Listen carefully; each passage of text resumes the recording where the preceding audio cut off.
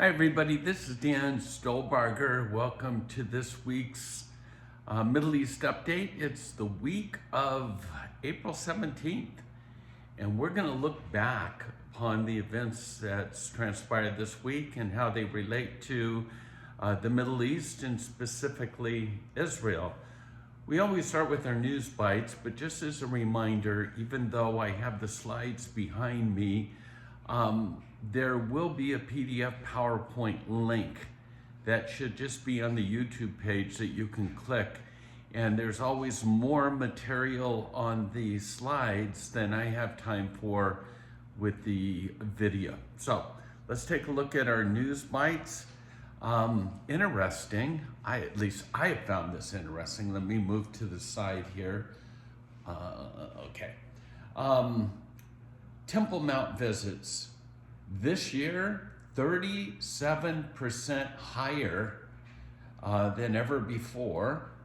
And just today, 2,170 Jewish visitors to the Temple Mount. I'm sure that's going to create quite a stir among those followers of Islam. Again, news bites, we sort of hop all over the place.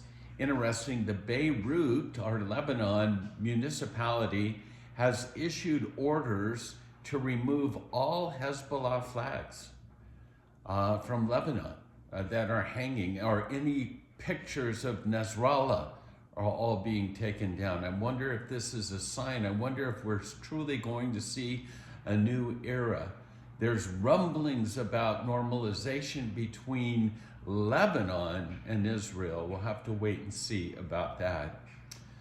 In Gaza, no big surprise here, psychological warfare, but Hamas has claimed to have lost contact with the U.S. Israeli hostage Eden Alexander. They're claiming that because of the IDF strikes that in the area that they've been hit, that they've lost contact, inferring that it's Israel's problem or Israel's fault.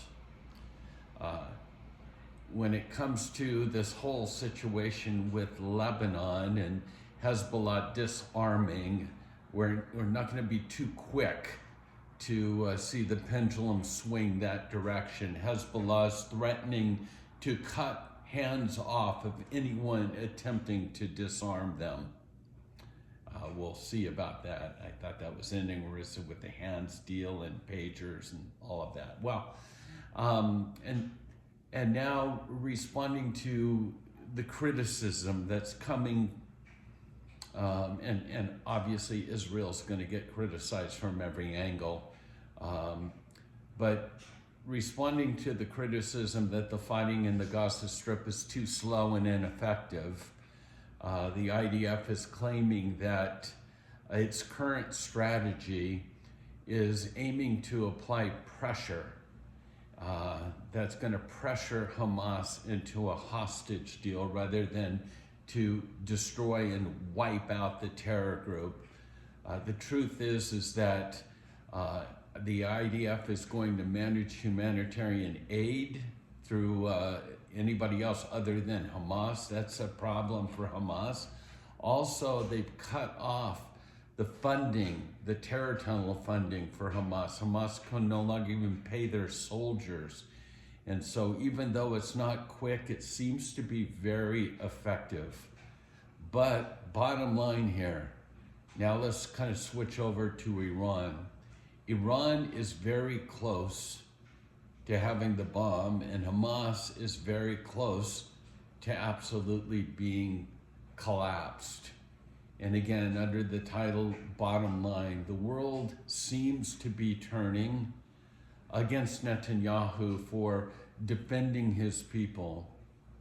And regional alliances, and we'll get to this here in a minute, even with Trump, not sure where things stand with Iran, but even though regional alliances seem to be shifting very quickly, faster than ever, make no mistake about it, the biggest threat, the head of the snake, etc., is Iran, and they are close to having the capabilities to have not just one, but several nuclear weapons. Again, Israel needs its friends more than ever today, truth be told. So that's our news bites. Now let's take a little bit, let's dig a little bit deeper into this Iranian update. Israel, it's now been linked to the New York Times of all, truthful media source, right? But anyhow, this has hit the fan, literally, that Israel, it's been leaked that Israel intended to strike Iran's nuclear facilities as early as May, a plan that would have required American assistance. But, here's the big but, Trump has decided against an attack in favor of, quote, negotiations. And this was reported on Wednesday, New York Times. Now, during their recent meeting in DC, Trump, it's been reported that Trump had told Bibi Netanyahu that the US would not support any unilateral Israeli strikes on Iran while the US and Iran nuclear talks are ongoing. So make no mistake about it, Trump laying the hammer down and saying, I'm in charge. No, you cannot attack. This is that sort of, where's the support for Israel today? There will come a time, and I hope it's not my lifetime, but there will come a time that even the United States will turn against Israel. I'm not saying that's happening right now, but I am saying that it seemed like there was a lot of momentum to deal with this Iranian situation, and now it appears that Trump is basically saying, not so quick, I'm in control, let's pause. Now let's take a look at some of those so-called, well, we'll get to that in a second. The next slide up has to do with the support of the IDF.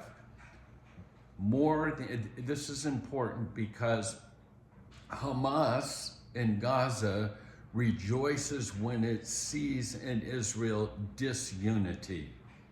And so last week there were 1,000 security officials, military reservists.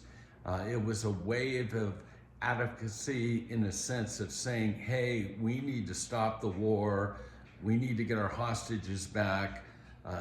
Again, it seemed that there was a major rise of dissent that was taking place in the military, with reservists saying, hey, you know what, bottom line, this war's not working.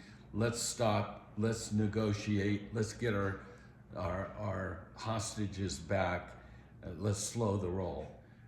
With that being said, because this kind of came up, and as I said, disunity causes Hamas to rejoice, more than 7,000 Israeli soldiers, both active and as reservists as well, have signed a public petition declaring their unwavering commitment to serve in the IDF forces, regardless of the shifting political landscapes or government decisions.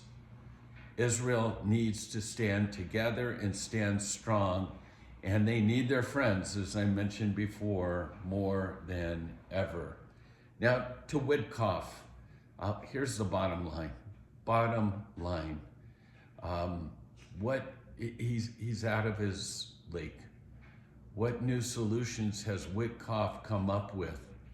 It's embarrassing. He seems to have given the Obama one, which is what? To negotiate with terrorists, pretend that they're reasonable, give them what they want, and then act confused when it doesn't work out. He's in literally over his head. He's outsourced his negotiations to everyone. He's embraced the Biden mentality to the scale of Islamic terrorism. He's sort of in bed with Qatar, it seems to be that way, whom he's done business with, whose terrorist leaders he repeatedly praises. He knows nothing about the Middle East and hasn't this new perspective that everybody's saying this is going to be great, new perspective and all of this has made him easy to dupe for everyone who really knows what the situation is. It was embarrassing last week when one of the Hamas negotiations took place where he said, I thought we had a deal. I thought we had an acceptable deal.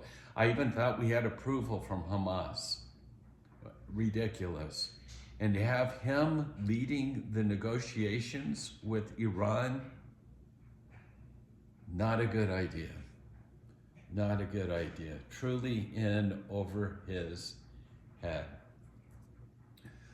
Again, now I read this article and I thought, because I've been reading this book one day in October that talks about the heroic efforts of Israelis that would run into harm's way, run into the fire to save lives. And this article I read was called David's Mighty Men.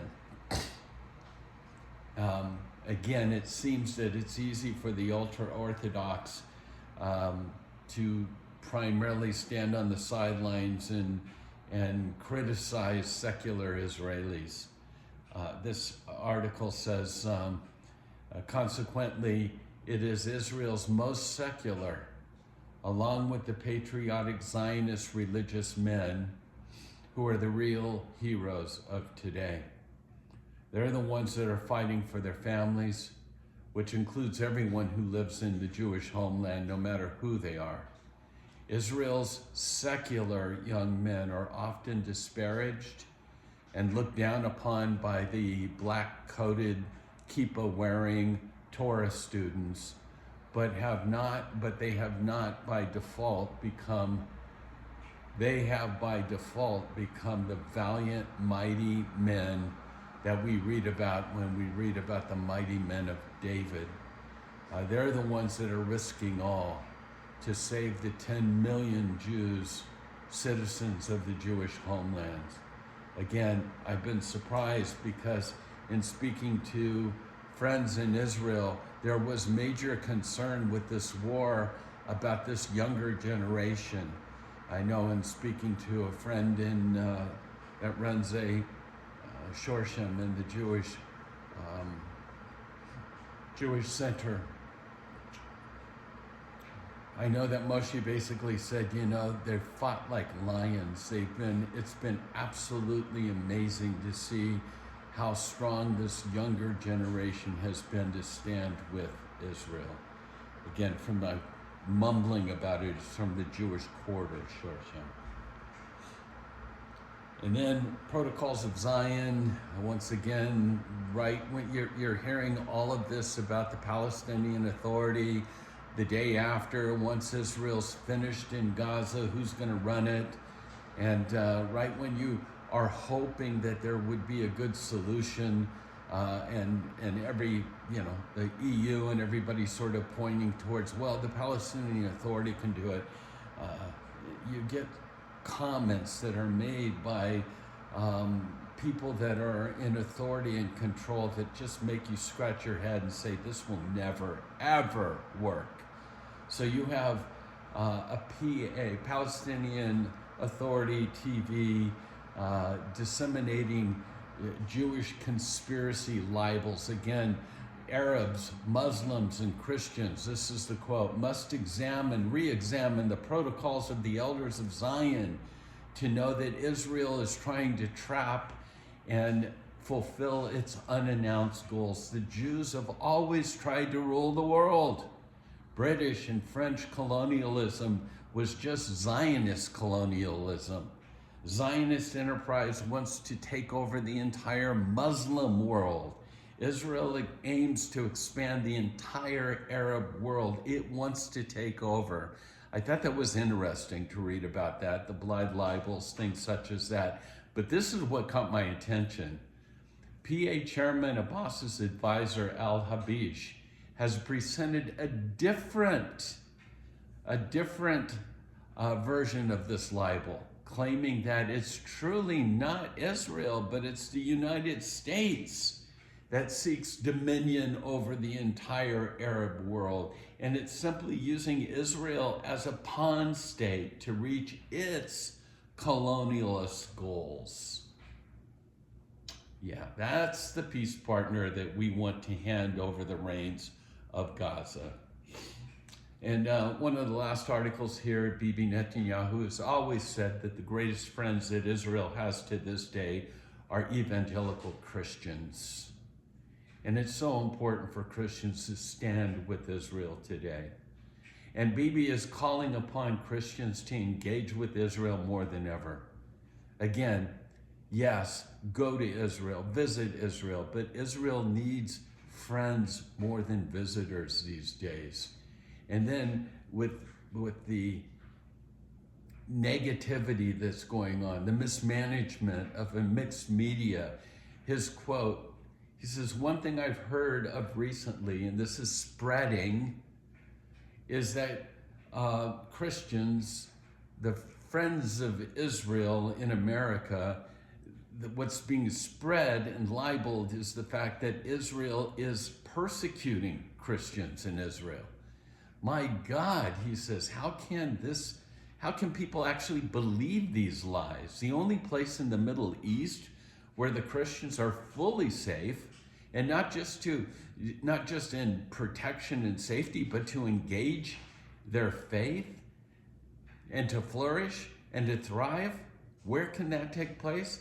Israel, he stressed. Please, I'm hearing that the generations below, underneath, the generations X and Z and things like that are growing in anti-Semitism. It doesn't need to be that way. If you're a believer, come and see for yourself. See what the Bible's all about. Walk the land. Experience Israel. And so I find that interesting that that's an open invitation to believers to once again come back to the land and understand the land of the Bible. We want people to understand, walk the land, the Bible comes alive, but also the people, the land, the people, and the king. God's not finished with Israel. God will fulfill his promises. They were unconditional promises to Israel. And so please consider joining us on our next venture to Israel, October 30th through November 9th. This year, we're going. Before we end, again, some things we just can't help but put up on the screen to see when we hear about the Red Cross in Gaza. And again, some things that you probably know about, Amir Tsarfati is coming to northern Idaho. We're hosting him up here. We got a major announcement coming up that I'll announce to you next week, but as it stands right now, our first night with Amir is completely sold out. We're excited about that. And then stay tuned for an upcoming announcement.